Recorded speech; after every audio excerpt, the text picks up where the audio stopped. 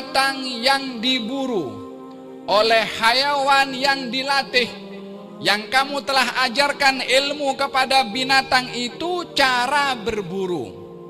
Makanlah hasil daripada binatang buruan itu, dan hantarkan binatang pemburu itu dengan mengucapkan bismillah, kamu boleh memakannya. Allah subhanahu wa ta'ala berbicara tentang binatang pemburu, baik itu anjing, baik itu burung elang, ataupun apa saja binatang yang punya ilmu untuk berburu. Maka binatang itu ketika dihantarkan bismillahi Allahu Akbar, kalau tangkap kepada mangsa buruan, dibawa kepada tuan empunya binatang pemburu, maka kalau didapati binatang mangsa itu mati, halal untuk dimakan. Walaupun yang berburu binatang yang najis.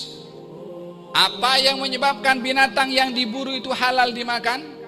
Allah menyebutkan dalam Al-Quran, sebab binatangnya pemburu itu punya ilmu. Kalau ada anjing yang lain yang tak punya ilmu, yang tidak dilatih untuk berburu, tangkap kepada mangsa dibawa, haram untuk dimakan. Kenapa menjadi haram? Sebab yang kedua, anjingnya tak punya ilmu.